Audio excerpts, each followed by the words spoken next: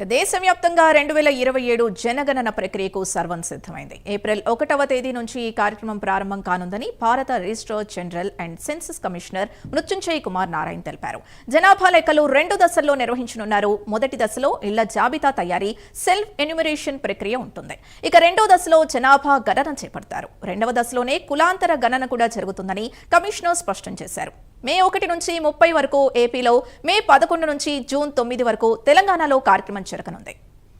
ఇదే అంశానికి సంబంధించి పూర్తి డీటెయిల్స్ మా కరెస్పాండెంట్ శ్రీహరి అందిస్తారు. శ్రీహరి, రైట్ యమున, ఏదైతే నేడు అంటే ప్రధానంగా చూసుకున్నట్లయితే కేంద్ర ప్రభుత్వం దేశవ్యాప్తంగా జనగణన మొదటి దశ ఏదైతే ఉందో తేదీలను అయితే సోమవారం నాడు ప్రకటించింది. అయితే ఈ దీంట్లో ప్రధానంగా ఏప్రిల్ 1 నుంచి సెప్టెంబర్ 30వ తేదీ వరకు తొలి దశకు ఏదైతే జరగనుందో అది ఆంధ్రప్రదేశ్ లో అయితే ఏప్రిల్ 16 నుంచి 30 వరకు సొంతంగా ఆన్లైన్ లో నమోదు చేసే కార్యక్రమం కూడా, అదేవిధంగా సెల్ఫ్ ఎన్యూమరేషన్ ఏదైతే ఉందో దీనికి తెలంగాణలో ఏప్రిల్ 26 నుంచి 10వ తారీఖు వరకు 26 నుంచి 10వ తారీఖు వరకు అయితే జరగనుంది. మే 10వ తారీఖు వరకు అయితే తొలి దశలో కుటుంబాల జీవన స్థితిగతులతో పాటు వాటికి రెండవ దశ ఏదైతే 2027 ఫిబ్రవరిలో జరుగుతుంది. అప్పుడు ప్రతి కుటుంబంలో ఏవైతే వ్యక్తులు వివరాలు, వాటితో పాటు ఒక్కొక్కరి కులం, అదే విధంగా జనసంఖ్య, సామాజిక, ఆర్థిక, సాంస్కృతిక వివరాలన్నిటినీ కూడా సేకరిస్తారు. అయితే మొదటి దశలో పౌరులు ఎవరైతే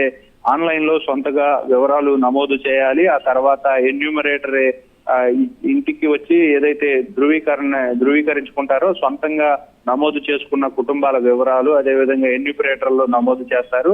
ఈ మొత్తంగా ఓవరాల్ గా చూసుకున్నట్లయితే ఏపీలో 1 నుంచి ఏప్రిల్ 1 నుంచి మే 1 నుంచి మొత్తం 30 వరకు, అదేవిధంగా ఈ ఏదైతే ఉందో ఈ వివరాలన్నీ కూడా సేకరిస్తారు. వీటితో పాటు ప్రధానంగా చూసుకున్నట్లయితే 16 భాషల్లో ఇంగ్లీషుతో సహా తెలుగు అన్ని 16 భాషల్లో అయితే మొబైల్ నంబర్ తర్వాత వివరాలను పేర్కొన్న తర్వాత ప్రతి కుటుంబానికి సెల్ఫ్ ఎన్యూమరేటర్ ఐడి లభిస్తుంది. ఈ ఐడి కార్డు లభించిన తర్వాత ఏదైతే ఎన్యూమరేటర్ క్షేత్రస్థాయిలో పర్యటనకు వచ్చినప్పుడు వాటికి సంబంధించిన ఐడి కార్డు ఏదైతే ఉందో అది సమర్పిస్తే సరిపోతుంది అనేది చెప్తున్నారు. అయితే సెల్ఫ్ ఎన్యూమరేటర్ లో అయితే 15 రోజుల్లో కేటాయించిన తర్వాత నెల రోజుల పాటు ప్రత్యక్షంగా వీటి వివరాలన్నిటినీ కూడా ఎంటర్ చేసుకోవచ్చు అనేది అయితే చెప్తున్నారు. దీంతో పాటు ప్రధానంగా చూసుకున్నట్లయితే ఈ తొలి దశలో ఏదైతే పురుషులు గాని స్త్రీలు గాని వివాహం చేసుకున్న వారుగా ఒకే ఇంట్లో జీవిస్తున్న వారు ఇలా ఎవరైతే ఉన్నారో వారందరినీ కూడా పరిగణలోకి తీసుకొని వాళ్ళందరికీ కూడా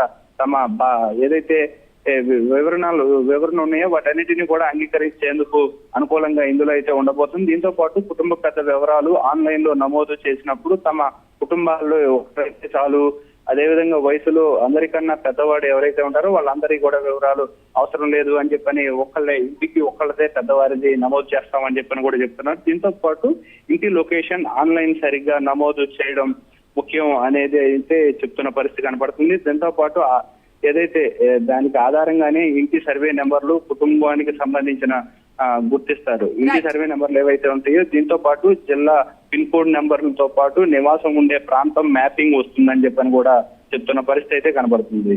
రైట్, థాంక్యూ శ్రీహరి.